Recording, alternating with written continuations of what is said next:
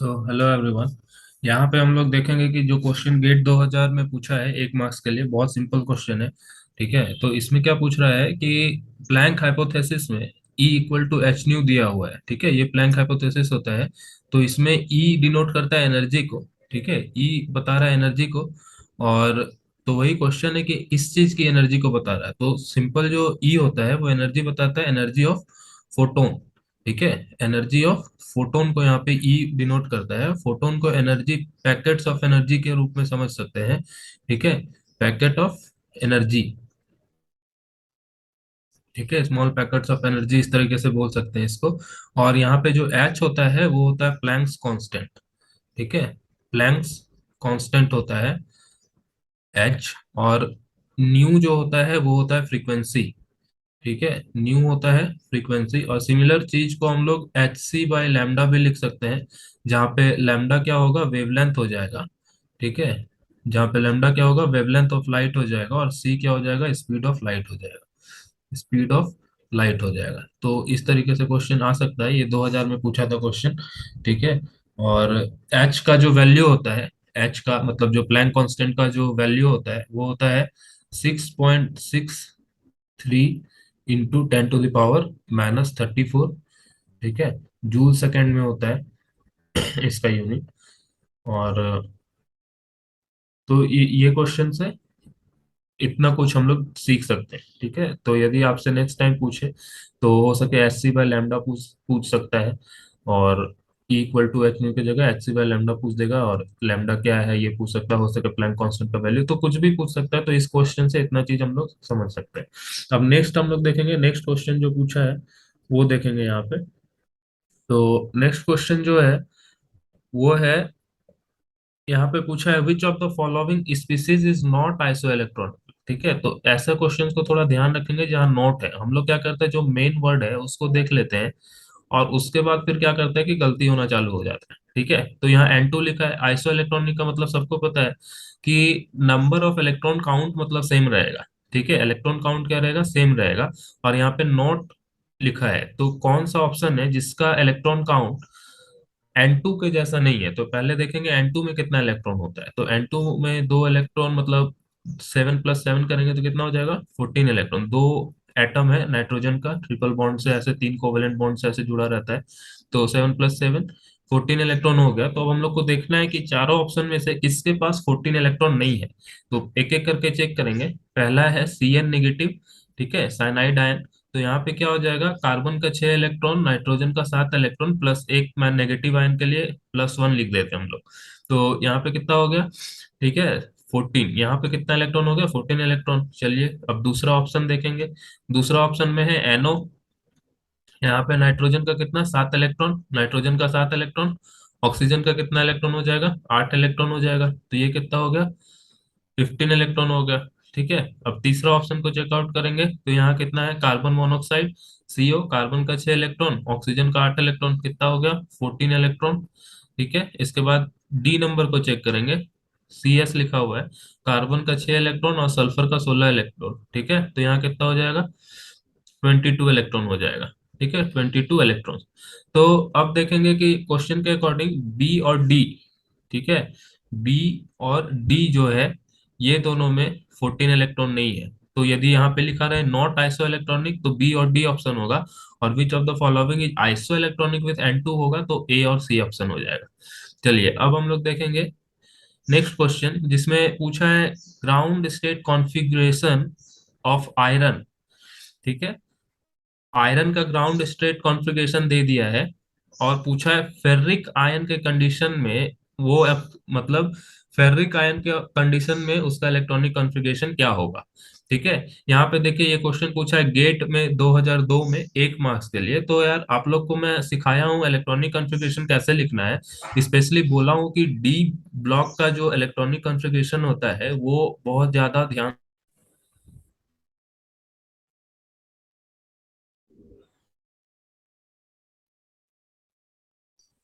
ठीक है, थोड़ा नेटवर्क इशू हुआ, इसको फिर से बोल रहा हूँ कि इलेक्ट्रॉनिक कॉन्फ़िगरेशन पूछा दिया हुआ है आयरन का। ठीक है, और यहाँ पे पूछा है कि फेरिक आयन के कंडीशन में वो इलेक्ट्रॉनिक कॉन्फ़िगरेशन क्या होगा, तो गेट का क्वेश्चन है। तो मैं आप लोगों को इलेक्ट्रॉनिक कॉन्फ़िगरेशन लिखने सिखाया हूँ, और स्पेशली बोला हूँ डी ब्लॉक का इलेक्ट्रॉनिक कॉन्फ़िगरेशन बहुत ज्यादा इंपॉर्टेंट है, उसमें भी खास करके किसका, क्रोमियम का और कॉपर का बोला था, लेकिन यहाँ पे क्वेश्चन पूछा है आपका आयरन से। तो ठीक है, आपको बता दें कि किस तरीके से डी ब्लॉक का पूरा इलेक्ट्रॉनिक कॉन्फ़िगरेशन होता है। तो डी ब्लॉक का जो पहला 3D सीरीज होता है, मतलब यहाँ पे 3 सीरीज होता है डी ब्लॉक में। ठीक है, एक 3D सीरीज होगा, एक 4D सीरीज होगा, एक 5D सीरीज होता है। तो हमको 3D सीरीज को यदि हम ध्यान में रखेंगे तो हमको 4D और 5D सीरीज को उससे रिलेट कर सकते हैं। ठीक है, कोऑर्डिनेशन केमिस्ट्री में ये काम आता है। तो यहाँ पे देखेंगे पहला एलिमेंट है स्कैंडियम, फिर टाइटेनियम, वेनेडियम, क्रोमियम, मैंगनीज। ठीक है, कोबाल्ट।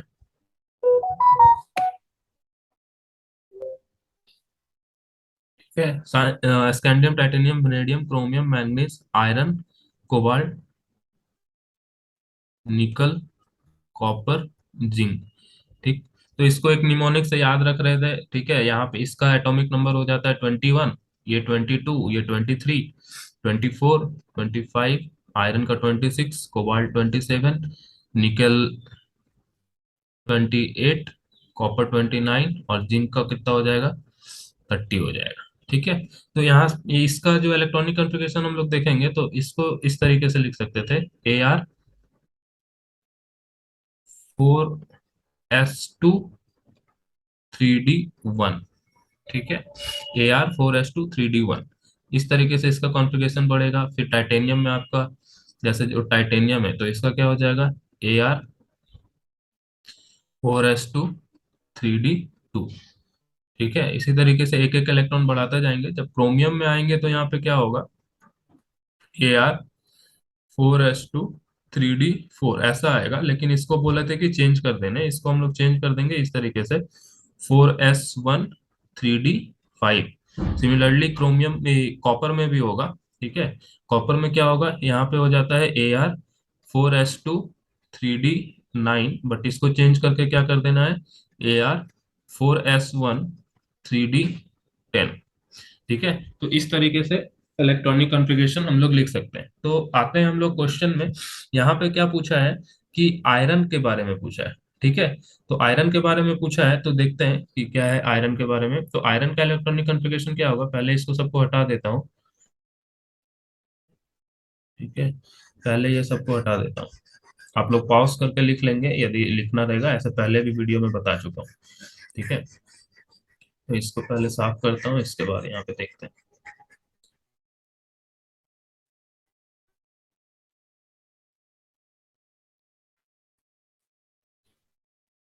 चलिए, थोड़ा एक्स्ट्रा कुछ बता रहा हूँ क्योंकि मेरा ऐसे ही मानना है कि एक नया एक क्वेश्चन से आपको 10 चीजें सीखनी है, तभी आप ठीक से कर पाएंगे, है ना। नहीं तो फिर दिक्कत होगा।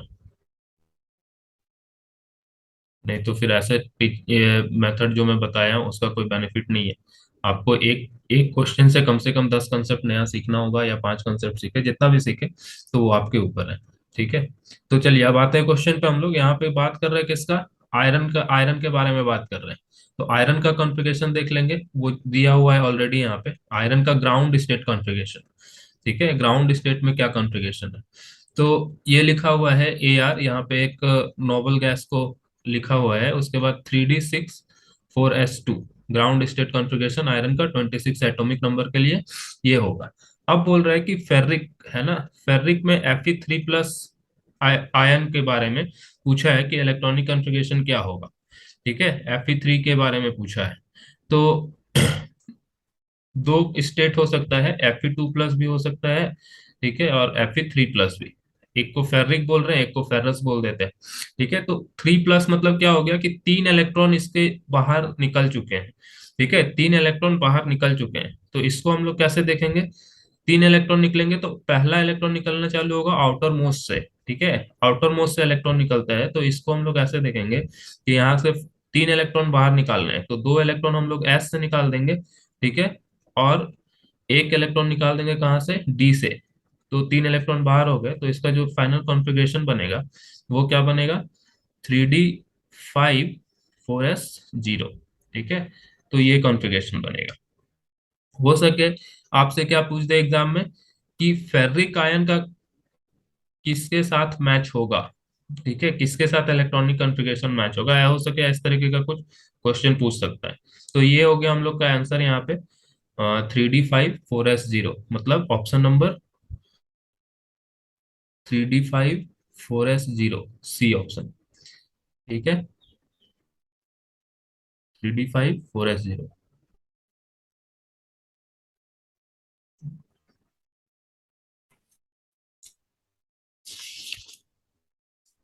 ठीक है, चलिए अब हम लोग देखेंगे नेक्स्ट क्वेश्चन जो यहाँ पे है। हाँ, तो यहाँ पे एक क्वेश्चन पूछा है कि which of the following is not an amphoteric oxide. ठीक है, एम्फोटेरिक ऑक्साइड का मतलब क्या होता है, ऐसा ऑक्साइड जो आपका बेसिक भी हो और क्या हो, एसिडिक भी हो, मतलब जो बेस के साथ भी रिएक्ट करे और एसिड के साथ भी रिएक्ट करे। तो जब वो बेस के साथ एम्फोटेरिक ऑक्साइड रिएक्ट करता है तो वो एसिड के जैसा बिहेव करता है, और जब एसिड के साथ रिएक्ट करता है तो वो बेस के जैसा बिहेव करता है। ठीक है, और हम लोग के पास क्या है, ऑलरेडी हम लोग क्या पढ़ चुके हैं कि जो मेटल का ऑक्साइड होता है, मेटल का जो ऑक्साइड होता है वो क्या होता है, बेसिक नेचर का होता है। ठीक है, एग्जाम्पल दिए थे पहले, एक चींटी रहती थी, चींटी काटती है तो उसमें हम लोग बोलते हैं जंग लगा हुआ लोहा को रब करो। क्यों करने बोलते हैं ऐसा, उससे क्या होता है कि उसमें बेसिक आयंस रिलीज होंगे और वो मतलब पेन को थोड़ा कम कर देता है। ठीक है, क्योंकि चींटी तुम्हारे बॉडी में क्या करते हैं कि एसिड इंजेक्ट कर देते हैं जिससे तुमको पेन होता है। तो मेटल ऑक्साइड हो गया। ठीक है, मेटल ऑक्साइड और आर बेसिक इन नेचर, और जो नॉन मेटल ऑक्साइड होता है, ठीक है, नॉन मेटल ऑक्साइड होता है वो क्या होता है, एसिडिक इन नेचर होता है। ठीक है, एसिडिक नेचर का होता है। तो अब इसमें से कुछ कुछ ऑक्साइड होता है जो दोनों नेचर को शो करता है, तो इसके लिए कोई ट्रिक है ना, वो बता दूंगा कभी, लेकिन यहाँ पे फिलहाल देखेंगे तो जैसे अल्मुनियम का दिया हुआ है और जिंक ऑक्साइड का दिया हुआ है। ठीक है, और यहाँ पे टीन ऑक्साइड दिया हुआ है और मैग्नीशियम ऑक्साइड दिया हुआ है, तो यहाँ से ऐसे देख सकते हैं कि नॉट एन एम्फोटेरिक पूछा है। ठीक है, नॉट एन एम्फोटेरिक। और मैग्नीशियम क्या है आपका, मेटल है, ऐसे तो इसमें मैक्सिमम सब मेटल है, लेकिन जो सेकेंड ग्रुप का मेटल है S2, ठीक है, ये लोग एम्फोटेरिक ऑक्साइड्स नहीं बनाते हैं, ये लोग सिंपल मेटेलिक ऑक्साइड बनाते हैं। जैसे मान लीजिए आपका S1 ब्लॉक का जो एलिमेंट्स है, लिथियम हो गया, सोडियम हो गया, पोटेशियम हो गया, तो ये लोग हमेशा मेटेलिक ऑक्साइड बनाएंगे। और उसके बाद यहाँ पे क्या है कि मैग्नीशियम, कैल्शियम, है ना, तो ये सब जो है ये लोग हमेशा जो ऑक्साइड बनाएंगे वो मेटेलिक ऑक्साइड बनेगा। इसको रिएक्शंस के बेसिस पे भी याद रख सकते हैं। जैसे मान लीजिए कि आपके पास Al2O3 है, ठीक है, अल्मुनियम ऑक्साइड है, तो ये रिएक्ट करेगा जब बेस के साथ। ठीक है, ये बेस के साथ यदि रिएक्ट करेगा तो इस तरीके से रिएक्ट करता है, 3H2O+2Na3Al OH ऐसा एक कंपाउंड बना देगा। यही यदि Al2O3 रिएक्ट करेगा एसिड के साथ, ठीक है, तो इस तरीके का एक कॉम्प्लेक्स बना देगा।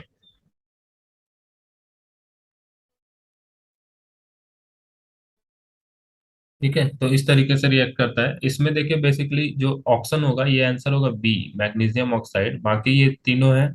इसका एक कोई ट्रिक होता है जो मैं अभी भूल रहा हूँ, जिसको शायद ऐसे लिखते हैं, जनाबे आली ने बेकार पंजाबी गाना सुनाया। जनाबे आली, जनाबे आली ने बेकार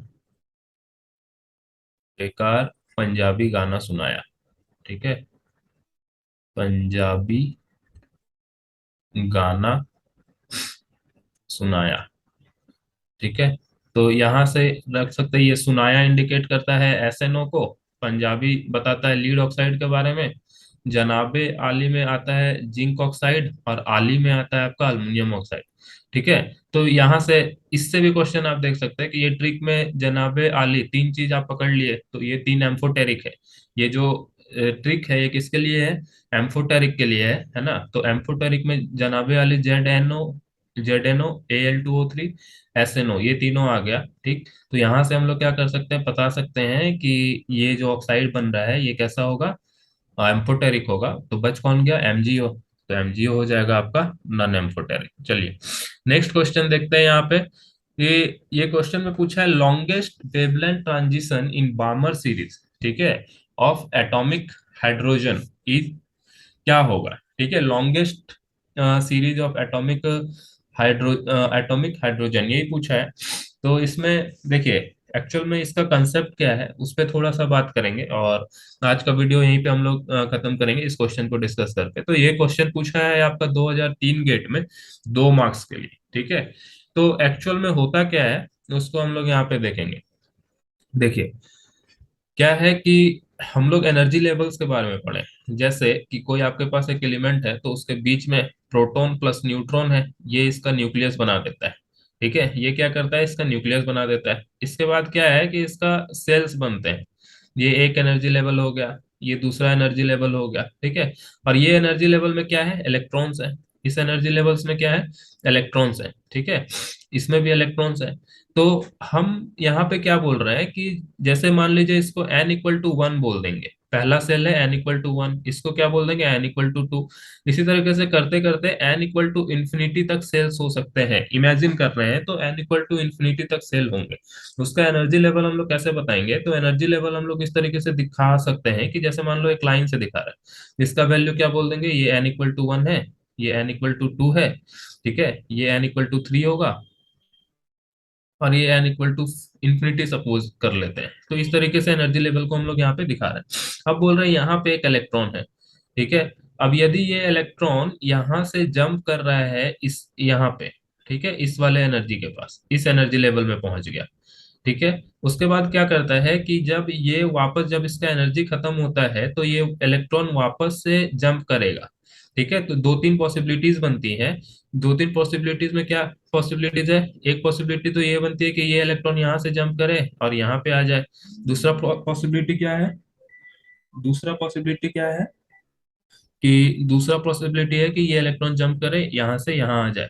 ठीक है, तो इस तरीके से ऐसे चीज होता है। तो इलेक्ट्रॉन ऊपर कैसे जा रहा है, देखो कि कोई भी आदमी जब पैसा कमाता है, इसको स्टोरी से याद रख सकते हैं कि मान लो कोई एक गांव का आदमी है। ठीक है, गांव का आदमी क्या है, नॉर्मल आदमी है कोई भी, हम ही है मान लो, खूब पैसा कमा लिए। ठीक है, बहुत पैसा कमा लिए तो क्या करेंगे, खर्चा करने के लिए कोई बड़ा रेस्टोरेंट में चल जाएंगे। ठीक है, खर्चा करने के लिए बड़ा रेस्टोरेंट में चल जाएंगे, वहां से जब खर्चा हो गया पूरा पैसा, तो वापस लौट के कहाँ आएंगे, ठीक है, फिर वापस से काम ही करने जाएंगे ना, समझ रहे हो। मतलब ये इलेक्ट्रॉन जो यहाँ पे अभी n=1 में है ना, ये क्या करता है, एनर्जी गेन करता है, एनर्जी लेगा। या मान लो इसके ऊपर कोई लाइट आई, ठीक है, लाइट आई इसके ऊपर, ये एनर्जी गेन किया, और ये एनर्जी यहाँ से फिर क्या करेगा, जब एनर्जी इसके पास आ गई तो एक्साइटेड होके ना ऊपर लेवल पे चला जाता है, ऊपर लेवल पे चला जाता है। ठीक है, पिछले साल जब ये क्लास ले रहे थे तो एग्जांपल दिया था कि मान लो कोई आदमी है, वो दारू पी लेता है, नौकर लेवल का है, और दारू पी लिया तो अपने आप को बॉस समझने लगता है। बॉस समझ, तब फिर जब नशा उतरता है तो वापस याद आता है कि अरे हम तो नौकर है, समझ रहे हो। तो जैसे ये यहाँ से ऊपर जा रहा है, तो ये इस लेवल पे पहुंच गया, उसके बाद फिर क्या हुआ, जब वापस ये अपना लोअर एनर्जी लेवल पे आता है तो कुछ लाइट इमिट करता है। ठीक है, कुछ एनर्जी लेवल इमिट करता है। तो इसको हम लोग बोलते हैं क्या, यही मतलब कुछ लाइट का पैटर्न आता है कुछ डिफरेंट डिफरेंट रेज में। जैसे हम लोग के पास यूवी रेज हो जाता है ना, उसके बाद यूवी रेज है, उसके बाद इंफ्रारेड रेज है, विजिबल रीजन है।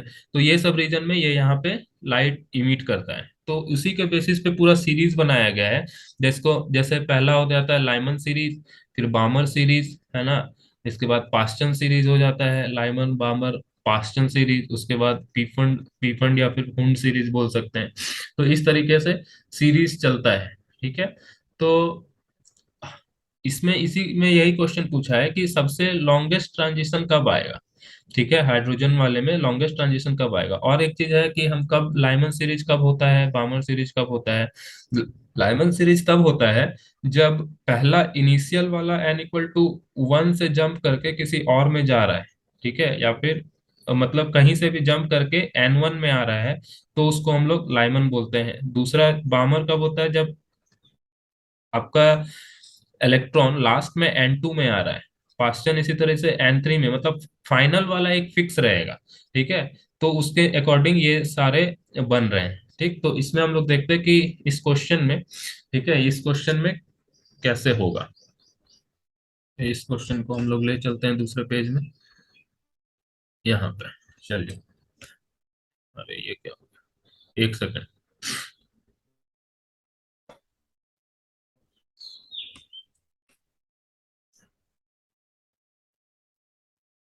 हाँ, ठीक है, तो समझ में आ गया होगा आप लोग को कि क्या कहानी हो रही है। तो इसके लिए ना देखिए, यहाँ पे बामर सीरीज है। तो बामर सीरीज में क्या होता है, बामर सीरीज में जो N1 है वो 2 होता है, और ये फिक्स रहेगा, हर टाइम ये फिक्स रहेगा। और मैक्सिमम पूछा है, तो मैक्सिमम या फिर लॉन्गेस्ट वेव ट्रांजिशन के लिए तो N2 का वैल्यू 3 हो जाता है। ठीक है। इसी तरीके से यदि लाइमन का बात करेंगे तो उसमें N1 इक्वल टू 1 हो जाएगा हर टाइम, और N2 का वैल्यू कहीं से भी आ सकता है। ठीक है, कहीं से भी आके वो N1 में जब लैंड करेगा तो हम उसको बोल देंगे ये लाइमन सीरीज है। यहाँ पे N2 फिक्स रहेगा हमेशा बामर में। तो लॉन्गेस्ट वेवलेंथ कब आएगा, जब N3 से N2 में आएगा। तो उसके लिए हम लोग को वेवलेंथ का वैल्यू कैलकुलेट करना है। उसके लिए फॉर्मूला होता है। ठीक है, फॉर्मूला क्या है कि 1/न्यू लिखते हैं हम लोग, या फिर इसी को हम लोग ऐसे करते हैं, लिखते हैं। ठीक है, तो यहाँ पे R एक कांस्टेंट होता है, रेडबर्ग कांस्टेंट बोलते हैं, और यहाँ पे 1/N1 का स्क्वायर माइनस 1/N2 का स्क्वायर करते हैं। N2 और N1 क्या है, आपका एनर्जी लेवल है। उसी के हिसाब से यहाँ पे रिडबर्ग कांस्टेंट जो है उसका वैल्यू लिख देते हैं 109677, और इसको फिर कैलकुलेट करना होगा 1/2 स्क्वायर माइनस 1/3 स्क्वायर। ठीक है, तो इसको आप कैलकुलेट करेंगे तो यहाँ पे आपका वैल्यू निकल के आएगा कुछ इस तरीके से 152। कैलकुलेटर यूज कर सकते हैं, गेट में आपको कैलकुलेटर मिलता है यूज करने के लिए, मतलब वो डिजिटल कैलकुलेटर रहता है, तो वहां से आप उसको कैलकुलेट कर सकते हैं। ठीक है, अब लैम्डा का वैल्यू निकाल सकते हैं यहाँ से। 1/न्यू बार करेंगे तो ये लैम्डा का इक्विवेलेंट आता है। तो ये क्या हो जाएगा, मतलब 1/152,391। इस तरीके से इसको यदि आप डिवाइड करेंगे, ठीक है, तो ये 656.5 नैनोमीटर के आसपास आएगा। ठीक है, तो ये जो यहाँ पे आया है ये सेंटीमीटर इनवर्स में आया है। ठीक है, और उसको कन्वर्ट कर लेना है आपको नैनोमीटर में, क्योंकि ऑप्शन आपका नैनोमीटर में। तो यहाँ पे देखेंगे पहला ऑप्शन जो है वही आ रहा है आपका। ठीक है, तो इस तरीके से हम लोग ये क्वेश्चन को सॉल्व कर सकते हैं। यदि आपको कुछ डाउट है तो आप यहाँ पे कमेंट में बोल सकते हैं कि ये डाउट है। ट्राई करेंगे कि जल्दी जल्दी इस तरीके से प्रीवियस ईयर का सारा क्वेश्चन जो है हम लोग यहाँ पे कवर कर लें। ठीक है, तो आज के लिए सिर्फ इतना ही। मिलते हैं नेक्स्ट वीडियो में, तब तक के लिए पढ़ाई करते रहें।